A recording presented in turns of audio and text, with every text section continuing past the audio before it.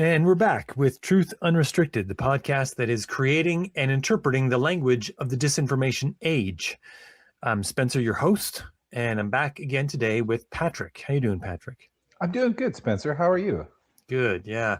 I have theme music now, and I've had them for a couple episodes, but I had this awkward thing where, like, I had almost 4 years of no theme music because reasons, and I always felt like I should fill every moment with talking of some kind. Like silence is a thing that I don't want. So now I don't know what to do while the theme music is on. I feel awkward. Like I feel like there's this awkward thing where something else is happening and I'm not a part of it, or I'm not doing anything with it. I should be doing something. So I like nod my head, or but then I'm like, that's going to get old. That's not a thing. That's like, what is that? That's, I don't know. So so it makes me feel incredibly self-conscious if I do something, and also if I do nothing. So, okay. Maybe as an idea, because I've seen both, and I've seen podcasters roll through different theme musics where, because of the length of it, they want to honor and respect that somebody made this for them, but then in order to ensure it is played, they put it at the end, so if a person just wants to get into it. But I don't know, I kind of see an opportunity for you to use that, because like, what is it, about 10 seconds? It could even just be like while the theme music's playing, like a brief snippet about what the matter, or like what the subject material will be. Because for me, I mean, I know as your guest, I go for a drink of water. I get ready, right? The theme music is really making it real. So it's an opportunity to go get a drink. Yeah. No, like a commercial from the old days. Yeah. Before we had DVRs and whatever that we could just fast forward. And yeah. Why do they even have commercials in TV shows anymore? I don't know. I'm not sure. I'm really not sure. Until they force us to watch them, I don't know. Like YouTube sometimes does. I don't know. Any amount of advertising works, I guess. Yeah. Yeah. I don't know. Before I forget, I forgot to last episode slap my wrist. Bad me. That theme song was written for me specifically by my good friend Jeff Powell. I told him I would honor him by mentioning him on the podcast every episode, and I didn't do that, and I'm a bad friend. But I'm catching up. It's a new thing. Sometimes I don't even do my tagline right. Give me a break. You're good. Today, I'm going to do the email at the top too. If anyone has any questions, comments, complaints, concerns about anything they hear on this podcast, you can send that email to truthunrestricted@gmail.com. I get what I believe are automated messages on behalf of people to be guests on the podcast, and I don't respond to any of those. I'm getting those at an accelerated rate, which worries me. I don't know what it means. To me, I think they're all written by the same machine. Maybe I'll do an episode where I go over them. I don't know, embarrass all the people in them that I'm not inviting to the podcast, but because I'm sure they're all nice people. At once. Yeah, invite them all to the same episode. Yeah. That'd be awesome. Yeah. That'd be too. Yeah, talk amongst yourselves. The theme music's playing. Just a silence. Too good. Yeah. But they all, these are kind of like, someone who wrote a book, but it's kind of self-published, and they have their thing, and they, spend some money probably on someone to help them to push the book. And that agency is doing this, has a list of podcasts and sending it to podcasts, whatever, and try to get them on their podcast to get their thing heard. So, I'm sure they're good people, although I know I looked up a couple of them. Some of them are people who are engaged actively in reality denial, for whatever that's worth. They've mistaken what this podcast is about because either the agency that they went through or the machine that looks into these things doesn't understand what's happening. But that's, okay, whatever. I get that it's confusing. It has a name that makes it sound like I'm really into, enthusiastic about conspiracy stuff when actually I'm the opposite of that. Yeah. And that name is kind of on purpose for that reason. Whatever. Okay.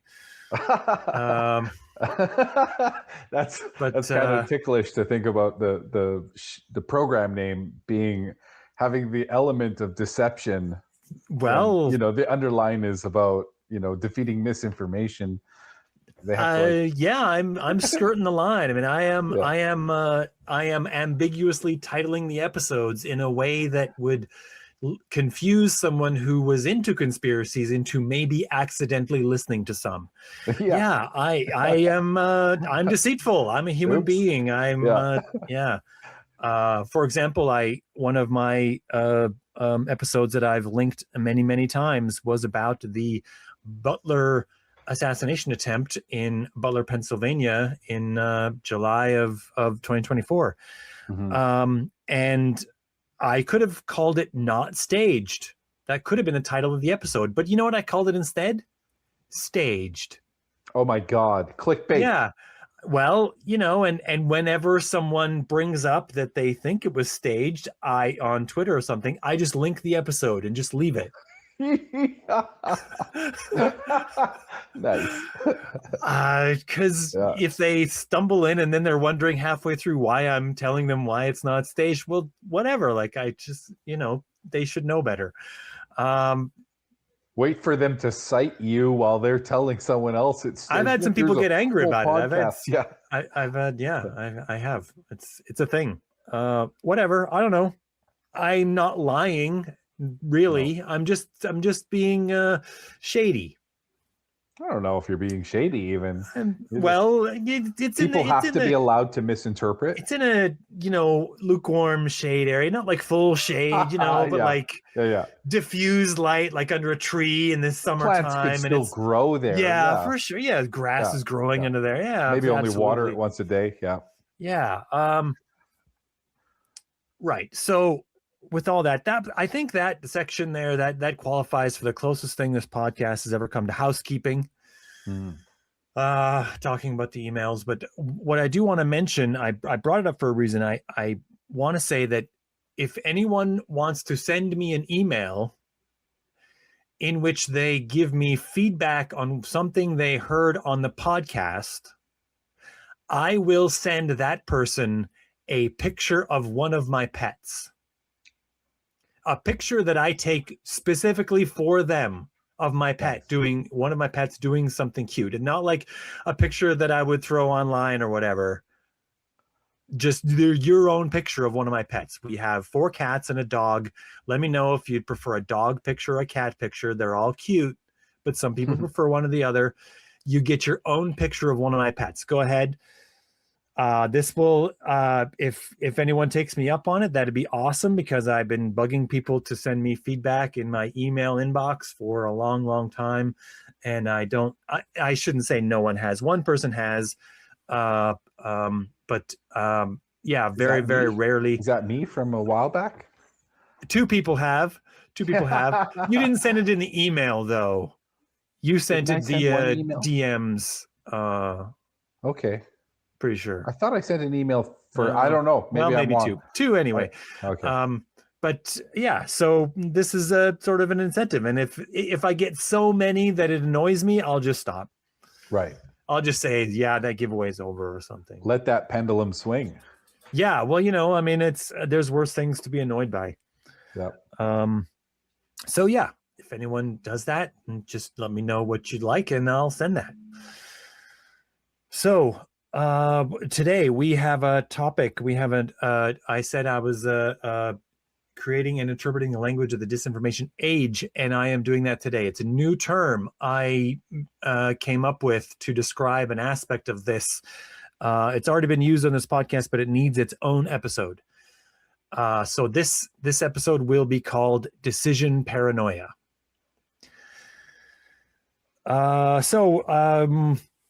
Pretend like we haven't talked about this at all, Patrick, in any other episodes Okay. until I bring up the conversations that we had about that. Okay. Okay. Do you know what a tinfoil hat is? I know how the term is used, and yes, I believe like a literal tinfoil hat. But Sure. Well, tell me. Give us some of your voice. Tell us. as far as I know, tinfoil hats were seen by some very paranoid people to be able to block out some entity's ability to control their thoughts or their actions by, I guess, beaming shit into their brain. Or to read their minds, not Okay. necessarily to control them, but to read their thoughts. Okay. In, out. Yeah. Yeah. Yeah. Do you know? And it's also conversely been used to refer to people who believe in conspiracies. Right. As a Right. derogatory term. Yeah. Derogatory term. Right. So this started out as an idea and then became a way to mock the people who had those ideas. Mm-hmm. So nowadays there aren't many people, I think, unless there are some and I haven't seen them, but I don't believe there are any people who are actually trying to wear a tinfoil hat or do anything like that to block something like that physically. But there is a history of this tinfoil hat thing. I hesitate to say that what I did was research because I just did a little bit of Google searching. Not the same thing as research. You looked into it. I did. I spent a couple minutes looking into this a little bit, and there is a history. So there is a story. It's kind of neat. It's a short story. I'll put it appears to be free, available free online now. I'll put some links to it. One will be a link to a YouTube video that is, I didn't listen to it, but as I understand it, is the spoken or the audiobook version of it. It's only 9 pages. I think it only takes 15 minutes or something to listen to. I read it because I'm like that. It was a story written by, you ever hear of an author called Aldous Huxley? Yes. He wrote a very, very famous novel called Brave New World? Brave New World. Yes. Oh, okay. Yeah. Right. He had an older brother named Julian Huxley, who was, they were both involved in the field of science and evolution and that sort of thing, biology and that sort of thing. I say that sort of thing because he was involved in several different areas of science, including, unfortunately, eugenics. His older brother was named Julian Huxley, and Julian Huxley wrote this short story. Okay. I don't know if he did it because he was jealous that his brother wrote things and he wanted to do that. I don't know. Brothers sometimes do that kind of thing. I don't know. Maybe they were just talking and he decided to write a short story. He doesn't seem to have been much of an author other than this and maybe a couple other things. But he wrote the short story. It's now reading it now, it's has this odd sense. It was written and published in 1927. So almost a full 100 years ago, 99 years ago. And the story is essentially an allegory for how scientists sort of get caught up by capitalist and corporate bureaucracy structures and that sort of thing, how they sort of get captured by it, where they're making money doing a thing but it's not really like science. And so in a way it was a sort of a thumbing your nose at like technology, which was becoming a much bigger thing in the 1920s and much bigger thing much after that too. Which I think scientists sort of poo-pooed the idea of technologists or engineers, at least for a time they did. But that was kind of what the story was about. But it featured the story was about a scientist who gets captured. He's in Africa, and it never explains why he's in Africa, but he's in Africa doing something that's related to something like a war type of thing, and he gets captured by people in Africa who have a city of their own. And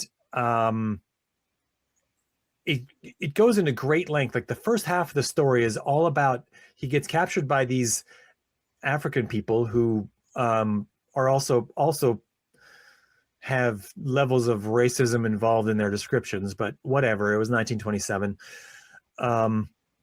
And he meets another European man who was captured 5 years before, and he's in this culture now. And so it spends like the first half of the story is all about how he avoided getting killed by the people there, and how he convinced them that he was useful by a thing he was doing. And then now he has to do that thing all the time for them, and it's become like a religion for them, even though he feels it's not that useful. So that was interesting. That's kind of how he gets captured. But then he realized that while he was there, he could get resources from them to work on other things. And one of the other things he's working on is a thing involving hypnosis. So the second half of the story is all about this sort of hypnosis technology that the narrator now helps him with, and they use to try to escape. So this also is wrapped up in how hypnosis, in yet again a way that hypnosis does not work. We've talked about this on here when we referred to some of the movies that we've looked at, right? Most particularly was the Manchurian Candidate involved hypnosis, and we were like, well, hypnosis doesn't really work this way. Yeah. Yeah, I mean, people get afraid of it working this way, but that's it just doesn't work this way. And this is a different depiction than like what's in the Manchurian Candidate, but it is yet another way in which hypnosis does not, in fact, work. Mm-hmm. So, but the way that he does it isn't that it doesn't appear that he was confused about the way hypnosis works. He was more or less describing how society works, and that their hypnosis technology was like some kind of ESP where you could get a person, you could invade a person's thoughts with it. And then with them, once you got their thoughts involved, their sort of hypnosis machine got stronger. And then you could have more people that were nearby your machine get affected by it. And once you were affecting them, it got stronger.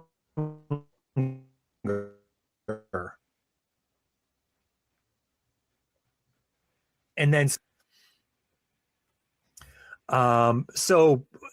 and they use this to escape. Now, of course, the key is that they discover that they can make this hypnosis ESP machine kind of do this, but they have to have it not affect them. So they discover that they can put these metal hats on. They fashion these metal hats that protect them from the way the machine works. And then they sort of hypnotize everyone into, I don't know, going to sleep or whatever it was. And then they escape.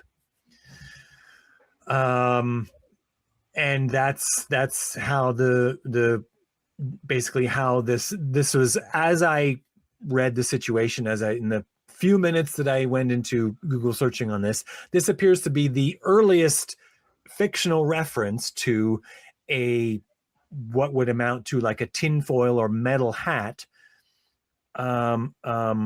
blocking someone's ability to control your mind or to block their ability to read your mind. Yeah. Right. We're almost at the 100-year anniversary of tinfoil. Almost. Yeah. But I didn't want to wait a whole year to do this episode. Right? We're doing it now. Yeah. Yeah. Run up. Yeah. Teasing it for a year. There's going to be a big event. Yeah. But it occurred to me while I was thinking about this and the whole idea of this tinfoil hat thing having a history, that there is another literary reference, and some people would complain about my calling this a literary reference, but I'm going to call it a literary reference because I'm a big fan. There is a series of comic books and now a series of movies based on the X-Men characters in the Marvel Cinematic Universe. And one of those characters is a powerful telepath named Professor Xavier, and he has a nemesis named Magneto, who wears a metal hat to block Professor Xavier's ability to read his thoughts or control his mind. And this is, to me, this is another significant sort of reference to communicate this idea that a tinfoil hat or a metal hat or something like that can stop and block this sort of thing to and in the canon of events, I don't know if there was ever a actual comic where they built it, but they describe that, they say in the history of the two characters, they were once friends, and Magneto said that he wasn't sure he could ever really trust Xavier until Xavier helped him to build a helmet that would shield Magneto from the effects of Xavier's powers. And in this way, they could fully trust each other, which is also an interesting lesson about the nature of trust among people who are potentially more powerful than you. But we're not going to get into that today. That's a whole other situation. But right. Yeah, Magneto wanted to know that his thoughts were his own, so he asked his friend to help him be sure of this, and he did. He could really block this out. So this is sort of some of the history of the literary reference and how some of these ideas get translated and brought forward into our current age. I think the original short story wasn't ever going to last this long. We're only looking it up because I'm looking up tinfoil hats and their history. Yeah. But the success, Stan Lee never really knew that X-Men were going to be as successful as they were when he first made them in the 60s, but they turned out to be that successful decades and decades later. And in some small way, helping to translate the idea that you need to be careful and watchful for some menacing ability to read your mind and have a way to block that. How am I doing so far? Am I making sense, Patrick? What are you thinking about this? Yeah, I think we have a pretty complete picture of the kind of tinfoil hat idea. How does it relate to the idea of decision paranoia? Well, it's really simple. I mean, you see, Magneto was worried that he couldn't rely on his own decisions until he found a way to, that a method by which he thought he could stop it. And and that method doesn't necessarily even stop it. It just only gave him the sense of assurance because, in all of the lore of X-Men, Professor X is always very noble in his pursuits, and he did that for his friend to give him that assurance, though we would never have said that Professor X was likely to abuse his powers, right? No. He recognized it as an equalizing right. But I mean, it also, if you're really diving into the two characters in X-Men, it also says something about Magneto's powers, that he didn't help Charles Xavier build a suit of some kind that would block Charles Xavier from the effects of Magneto's powers. Yeah. He could just pick up wheelchair. He could just pick up that chair that he's in and just toss it at any moment, right? So it does say something about their two characters, that Xavier trusted Magneto, but Magneto doesn't really trust Xavier. I think Professor Magneto X was always much greater power. Well, yeah, but Magneto always thought to himself, if I had that power, I would use it against people. So I need a way to block this power that he has from affecting me this way, because but the idea here is that the idea of a tinfoil hat began as an errant way. I mean, this was a plot device that was used in an old short story just to give the character some plausible way in which, because maybe this guy couldn't, if it's 1927, he could have done anything he wanted. He could have said, this machine only works on black people, and then just, the two Europeans just stroll out of town. But instead, he did this because in his sort of canon or whatever story he's writing, this would have affected them just as much as it affected the Africans in which he was, in the city in which he was living. So, I mean, he wasn't that racist, I guess, right? Well, he kind of wants the reader to be able to imagine this is something that could be happening to them, for like the plausibility of the story, regardless of who they are, right? I guess, yeah. Yeah.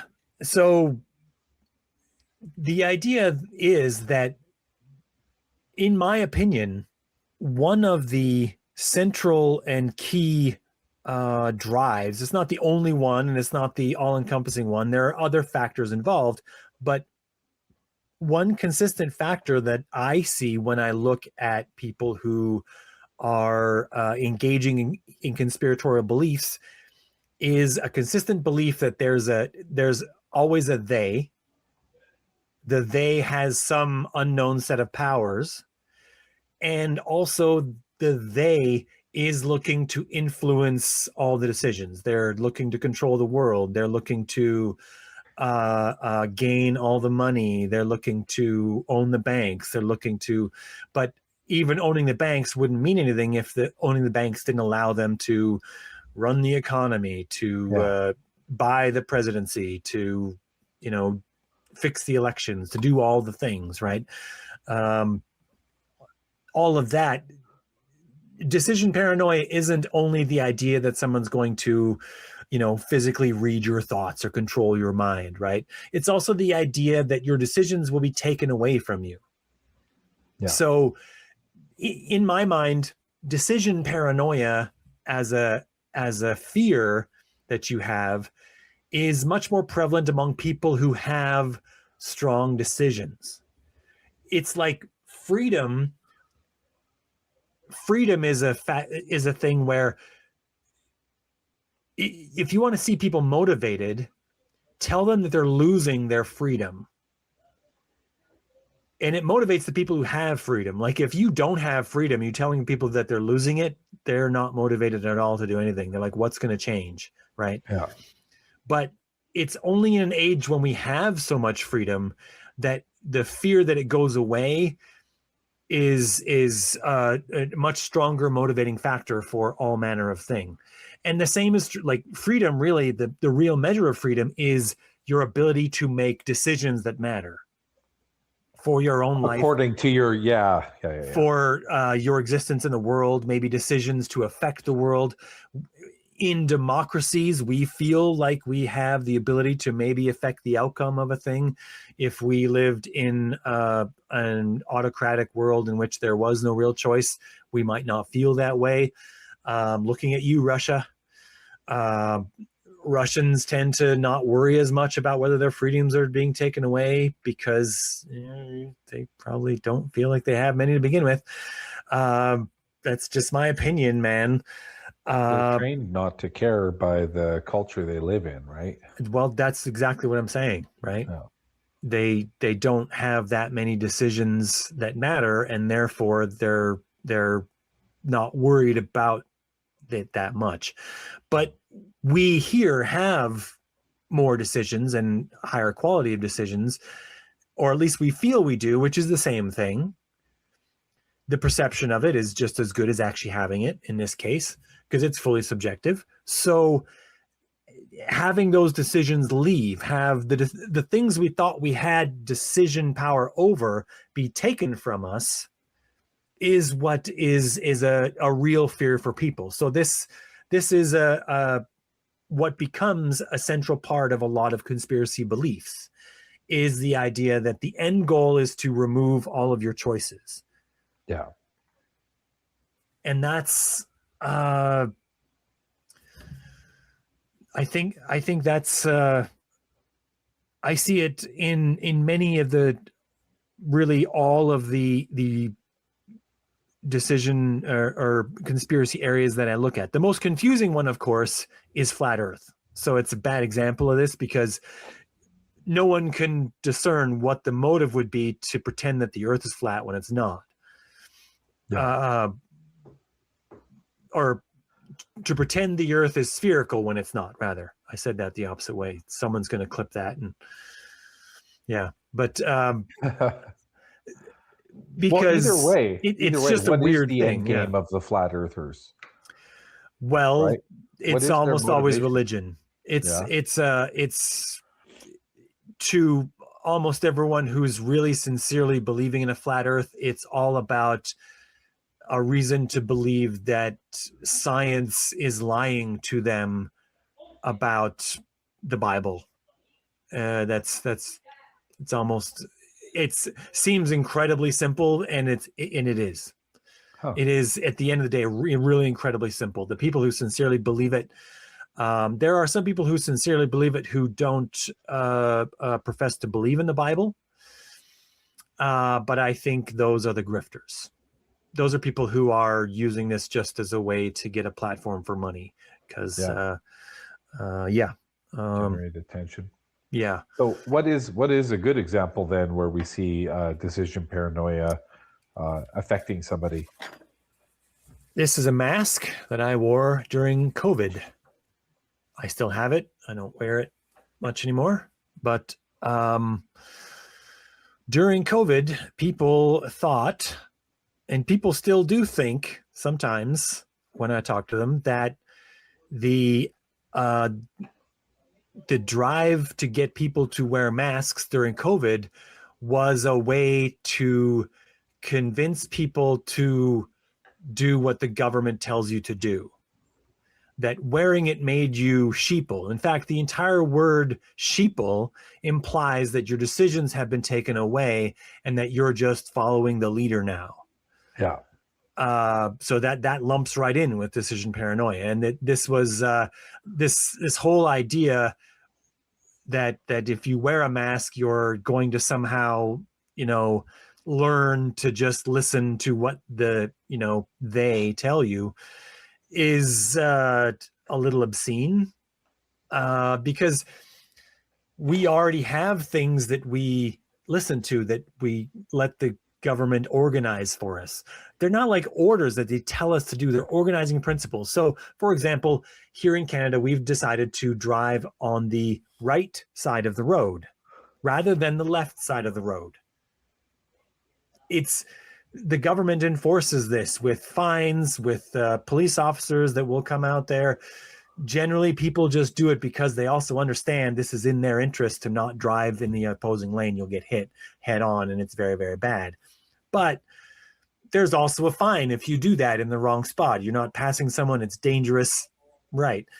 But what's to stop you? Why aren't there, obscene people in the world who say that it's government overreach to demand that we, tell us which side of the road we're on, or to say that because they told us and we listened, that somehow we're now enthralled to I guess we listened to that, we're going to have to listen to all this other stuff. Like, geez, I don't know.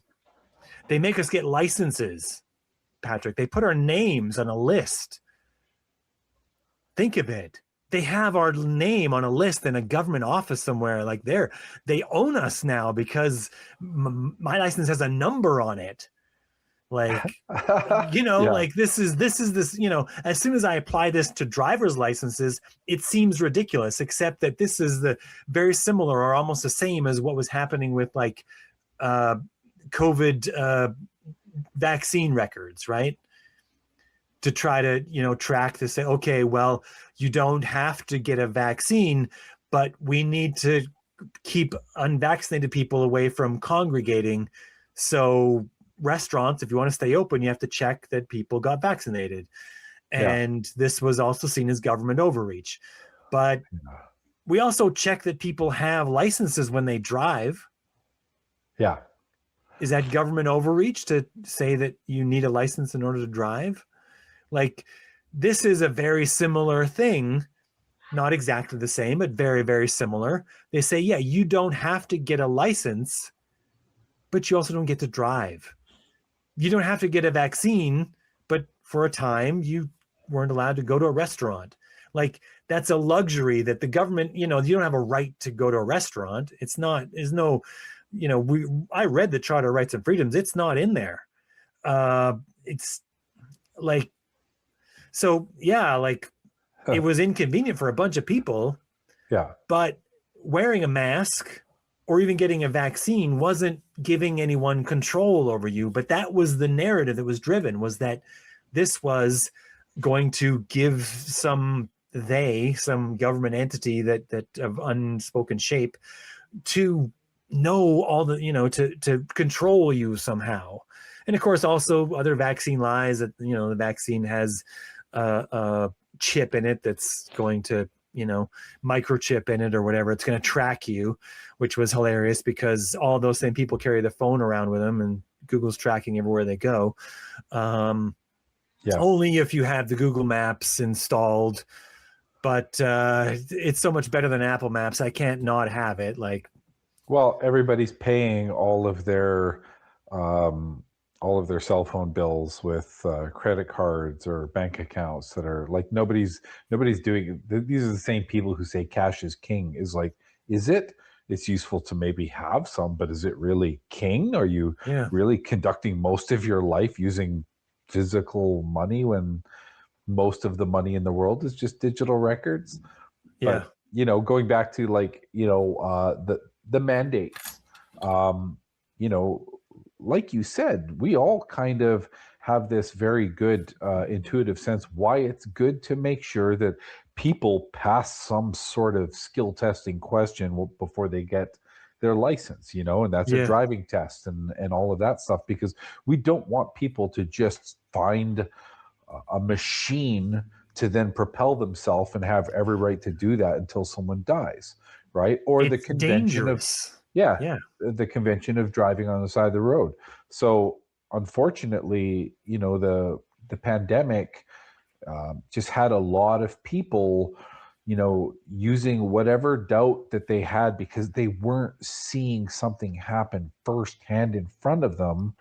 They were saying, oh, well, maybe the science isn't right, or maybe this virus isn't as deadly as people think, or maybe it's only deadly to such and such people. So it was people disbelieving the science that caused them to disagree with the mandate that was designed to protect us all from overwhelming our medical systems, because we had very explicit examples of like the first cities to get hit by this being way overrun when it was allowed to run. So, and it's interesting too, just to look back, that for the first couple months, if you wore a mask, you were anti-government because the government was saying, well, don't worry about masks, just social distance and do this other stuff. And then it became okay to wear masks to prevent outward spread, in the fear of either people becoming ill and passing it or asymptomatic and passing it. But whatever, most people didn't understand what the principal reason for the masks were in the first place. The messaging was very, very poor. The CDC screwed up a lot of stuff. Trying to protect their stockpiles of a certain type of mask, we had other cultures to look at. We was it Japan had like nothing, because they just, wearing a mask in Japan is second nature, right? Like, they do it just in flu season. And that's because of the tight proximity of the majority of the space there. The Japanese are living so close together that by just the numbers and the geometry, they should have gotten it way worse, except that it was way better because they're incredibly clean as well. They're cleaning everything regularly, all the surfaces, and they were like, oh, it's time to wear masks they all just already had it in their pocket. Like, oh, Yeah. okay, well, pull that out now, go on about my day. Yeah. And I personally think the pandemic would have looked much, much different if every country had that culture, right? Because what would the well, proliferation of spread have been if it yeah. didn't have these deep roots in places where people were like, "Oh no, I'm not wearing a mask, you sheeple."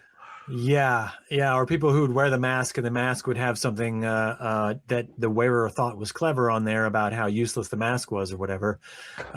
So wear it to comply, but then attempt to advertise how useless it is in their opinion. It's like, okay, all right, man, whatever. Yeah. But the decision paranoia is it's a driving factor, right? And it's easy to stoke fear. This is a major thing about conspiracies and conspiracy beliefs, is that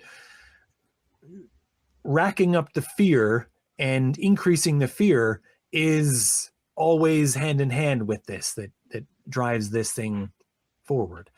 Yeah. I'm trying to think of other very specific examples that are as good as the mask thing. The mask thing it's very front of mind. It's very recent. We all had really common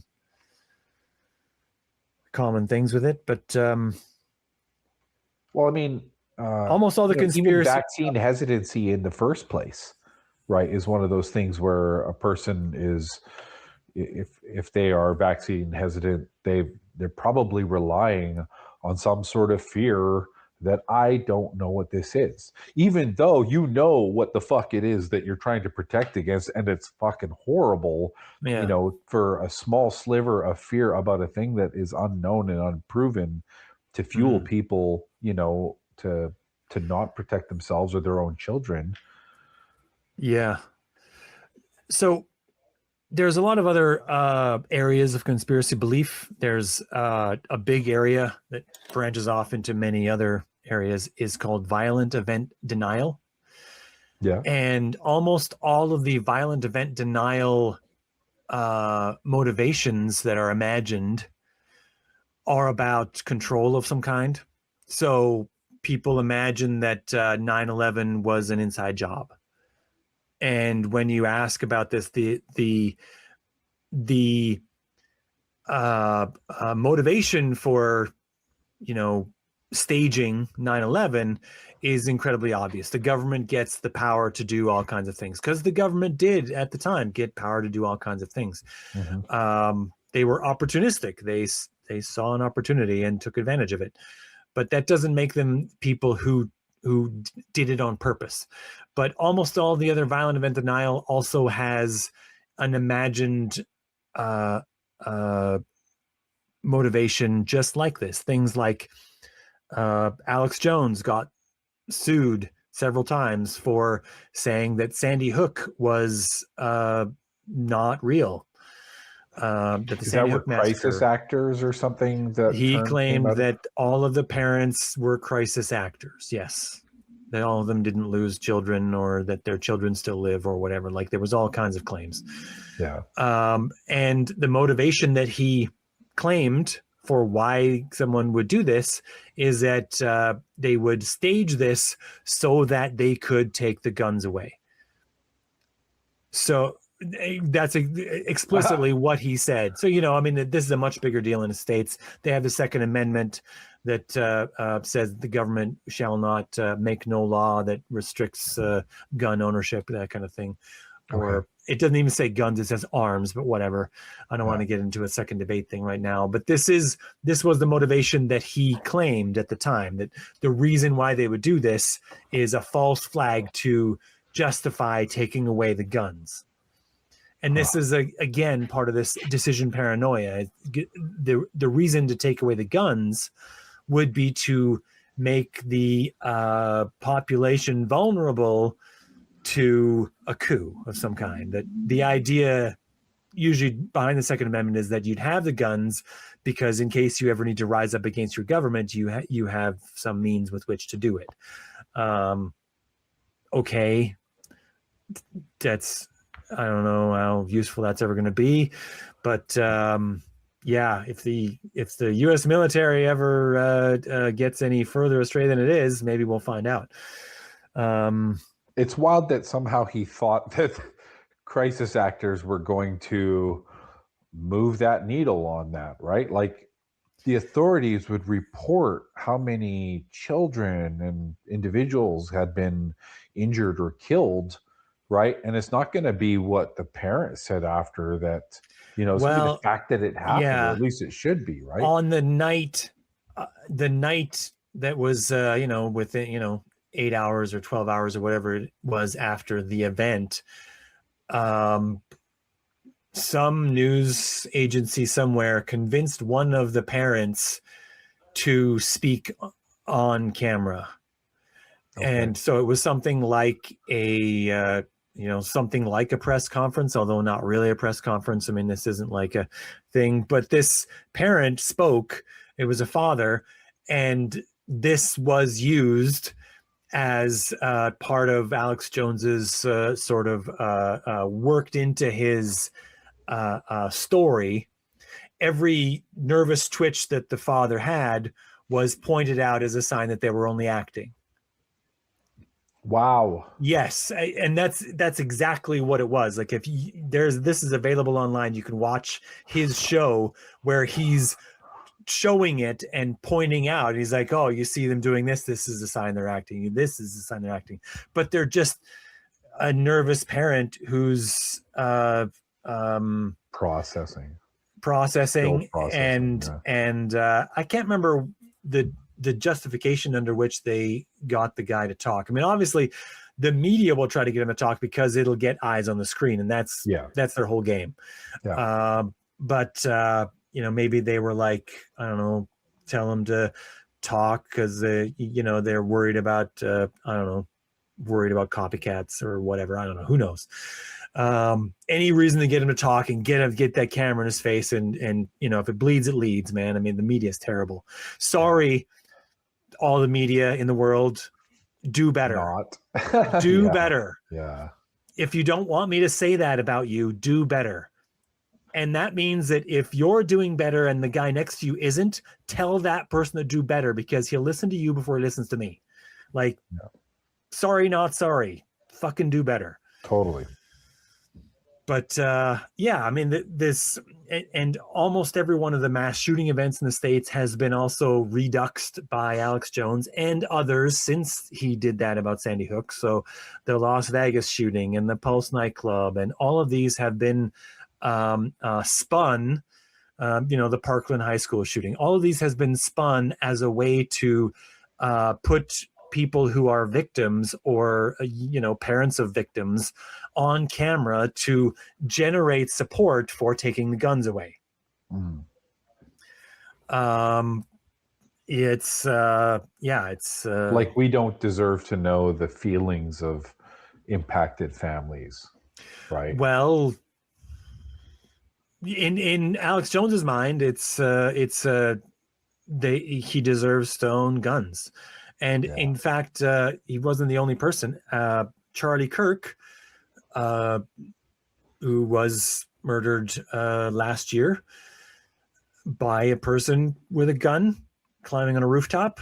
Charlie Kirk said at one point that it's sad that sometimes children die in a school shooting, but that's the price we pay for having these guns be in society. And that's just the price we pay. That's just, those children sacrificed themselves somehow so that we could have these guns. Like, that was like, what is this your spin, really? But it's the decision paranoia. It's the idea that losing that will take all the decisions away from them, take the power away from them, they're coming for your guns. Yeah. I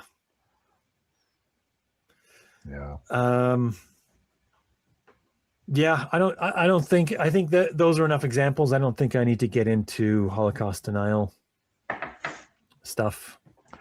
Well, I think decision paranoia is listening to it here and talking about it, it's, I would want to see it like useful in being able to, interpret how people rely on uncertainty to shield themselves from rationally assessing what is the best decision or what's the best interpretation, but also, to become a tool in people's toolbox to assess, because we're going to see it again. It's going to happen again where, especially anywhere, I think, where people are invited or compelled to participate in something as a society or a community, like, the use of masks in order to share that protection. How will we make sure that the next time something comes along, it could be a new frontier. It could be something about how we use our devices, right? Like there could be something that comes out. Like right now, one of the debates is about the use of AI. Using AI, for some people, they feel like it is making people complicit in the ills that go along with the resource management issues. So like, depleting natural resources to fuel these giant machines, where some people feel like, well, it's just stealing human creativity or whatnot.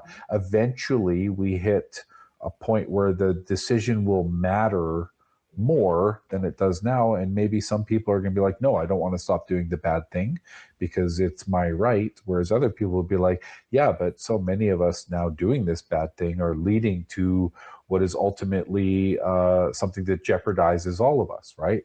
I mean, it's that way too with the decision about what we do and partake in with anything regarding the climate or environment.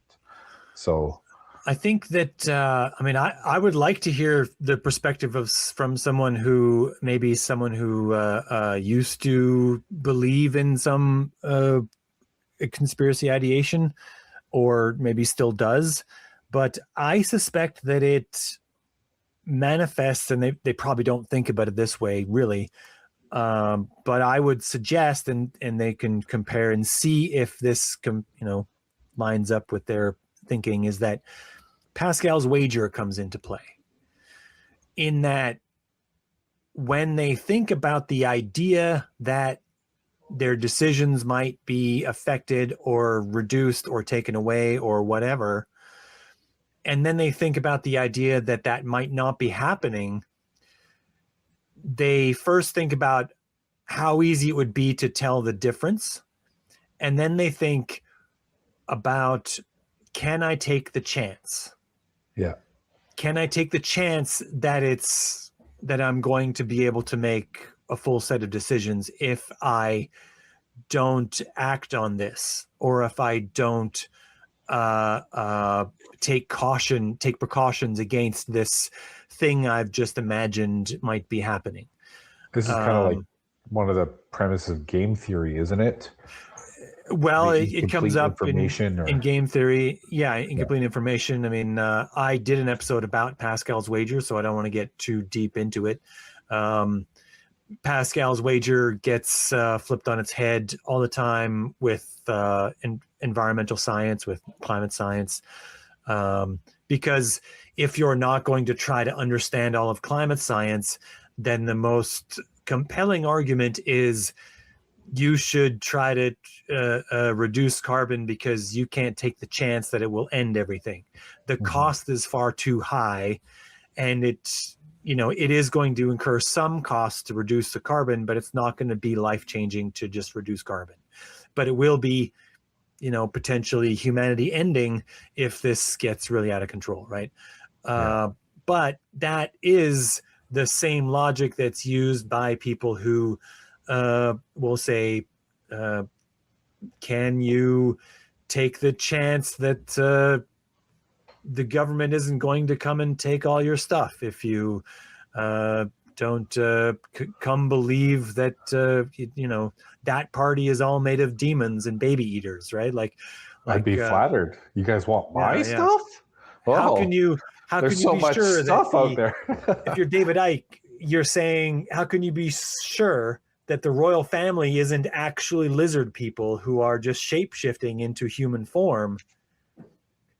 You'd better not take that chance. You'd better come and buy all my CDs and buy all my books and read them. And I don't really care if you read them, just buy them all. Yeah, and just own them. Just own them, and listen to me when I talk, so you can know which ones to buy next time. And make sure you're up on all the stuff, because in being informed is the way you're going to prepare for this thing I just imagined and told you about. Because it will make someone feel like they're getting their decisions back if they're getting informed, but they're getting informed with garbage at that point. David Icke is just feeding garbage straight into your brain. If you believe him, if you take on board the fears that he will put into your mind. Yeah. And by the way, for a significant amount of time, he thought he was actually Jesus. So, I mean, Wow. You're listening to a person who actually thought they were Jesus for a while. Not great. Not a great track record. Yeah. So with that, I think water, still water. Yeah, he's not walking on it either. That's for sure. Yeah. So with that, I think we can sign off. That's I think we beat that to death. Yeah. So yeah, I think I'll leave that uncomfortable silence in there. Just to prove that I could do it. Just to prove that I could just let it hang and be silent for like a full 4 or 5 seconds. I thought the stream froze for a second. I was just like, okay, I better not move just in case when it snaps back. I'm over here now. But yeah. Yeah. That was good. Okay. Well, if anyone has any questions, comments, complaints, concerns, I can send that email to truthunrestricted@gmail.com. And if you give me feedback about the podcast, I will send you a unique picture just for you of one of my pets. And pretty sweet. Yeah. You can't get pictures of these pets anywhere else but here. And a unique picture, just taken just for that for occasion. you. Yeah. Just for you. Yeah. Yeah. You want me to prove it? I'll get the newspaper. I'm getting in on this. Like, I'm not disqualified just because I was on here, right? I'll make that determination at the moment. I'll hold up the newspaper that's got like the date on it, that you know that it's in the picture. You can see the date. Yeah. Yeah. Dear Truth Unrestricted, I kind of like the guy in orange.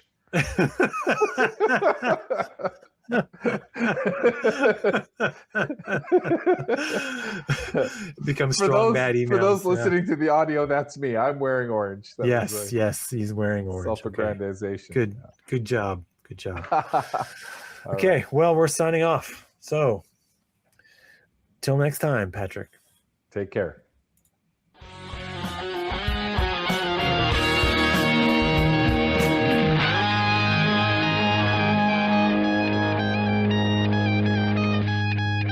I still don't know what to do with the music's going on. I don't know what to do. Promotional considerations considered by... Yes.